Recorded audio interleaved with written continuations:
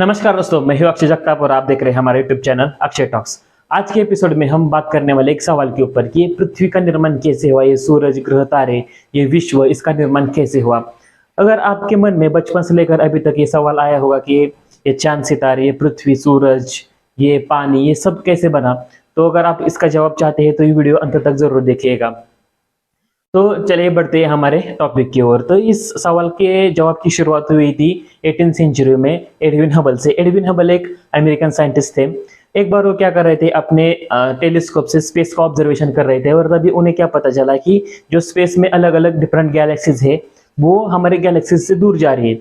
वो भी दूर जा रही थी 1500 किलोमीटर से लेकर 40,000 किलोमीटर प्रति घंटा, इतनी ज्यादा रफ्तार से।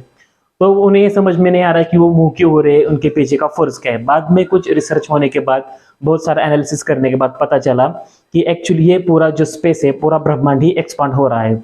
इसे समझने के लिए एक हम छोटा सा एक प्रयोग करेंगे। क्या करिए कि एक गुब्बारा लीजिए, गुब्बारे में थोड़ी सी हवा भरिए, उसके ऊपर छोटे छोटे डॉट्स दीजिए मार्कर पेन से, बोर्ड मार्कर से, और उसमें हवा भरिए। जैसे जैसे आप हवा भरते जाएंगे कि दो जो डॉट्स दिए हैं उसमें का डिस्टेंस अपने आप धीरे धीरे धीरे धीरे बढ़ता जाएगा, वो अपने आप ही दूर होते जाएंगे। लेकिन एक्चुअली क्या है कि जो डॉट से खुद से मूव नहीं हो रहे, यानी कि क्या हो रहा है कि जो उसके पीछे का बैकग्राउंड का जो स्पेस है, यानी कि जो गुब्बारा है वही बड़ा हो रहा है। सेम इसी कंडीशन में ऐसा ही हो रहा था कि जो हमारा स्पेस है, जो स्पेस में अलग अलग गैलेक्सीज है, वो एक ही जगह पे थी, लेकिन जो स्पेस है वो खुद ही इतना ज्यादा एक्सपांड हो रहा था, बढ़ रहा था। उसकी वजह से क्या इल्यूजन पैदा हो रहा था कि गैलेक्सीज एक दूसरे से बहुत ज्यादा आगे जा रही है करके। बाद में क्या पता चला कि उन्होंने एक एक्सपेरिमेंट किया कि जो गैलेक्सीज है उनका स्पीड उन्होंने रिवर्स किया।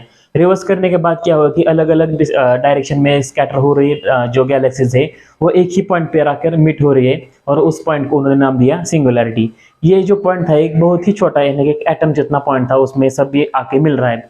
लेकिन बाद में फिर से क्वेश्चन आया, एक सवाल आया कि एक सिंगल पॉइंट से इतना बड़ा ब्रह्मांड कैसे बना। तो उसके ऊपर बनी एक थ्योरी जिसे नाम दिया बिग बैंग।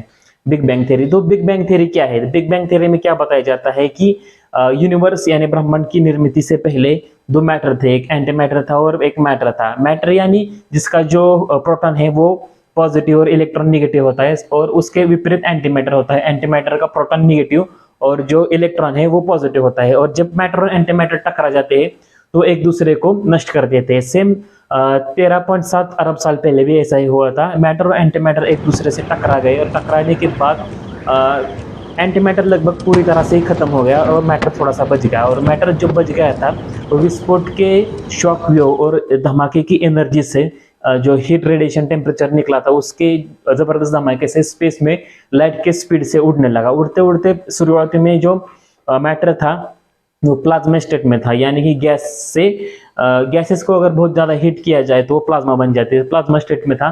तो धीरे धीरे क्या हुआ कि प्लाज्मा ठंडा होने लगा, ठंडा होके फिर उससे गैसेस बनी, गैसेस से फिर internal molecular force of attraction की वजह से करोड़ों सालों में गैसेस से डस्ट बनी, और डस्ट क्या हो गई बाद में पास पास आने लगी, और पास पास आने से ग्रेविटी बढ़ने लगी, और ग्रेविटी बढ़ने से एक फिनोमेना जनरेट हुआ कि एक अगर ऑब्जेक्ट है स्पेस में कहीं पर रखा है, उसके पास ग्रेविटी है तो वो बाजू के जो ऑब्जेक्ट्स थे उनको खींचने लगा, यानी कि बाजू का मैटर है उसको खींचने लगा।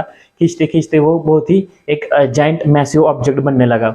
और उसके बाद क्या हुआ कि कुछ जो ऑब्जेक्ट है जो सॉलिड स्टेट में बचे रहे, और कुछ ऑब्जेक्ट जो थे जो गैसियस स्टेट में थे, जिसमें मैक्सिमम था हाइड्रोजन। बाद में क्या हुआ, जो हाइड्रोजन था बहुत गर्म होने लगा। गर्म होने के बाद उसने डिफ्यूज किया और हाइड्रोजन से हीलियम बना। और जब हाइड्रोजन से हीलियम बन रहा था, उस डिफ्यूजन रिएक्शन से क्या हुआ कि हीट और लाइट बाहर निकलने लगी, यानी कि फोटॉन्स, और वो ग्लो करने लगे। और उसी को ही आज हम तारे, सितारे या फिर सूरज कहते हैं। तो हमारा जो सूरज है, ऐसे ही हमारी गैलेक्सी में 2000 करोड़ सितारे यानी कि तारे है, सूरज है। और इस गैलेक्सी के जैसे पूरे ब्रह्मांड में, एक यूनिवर्स में 125 बिलियन गैलेक्सीज जो कि आज तक के विजिबल यूनिवर्स में दिखे हैं हमने, 125 बिलियन है।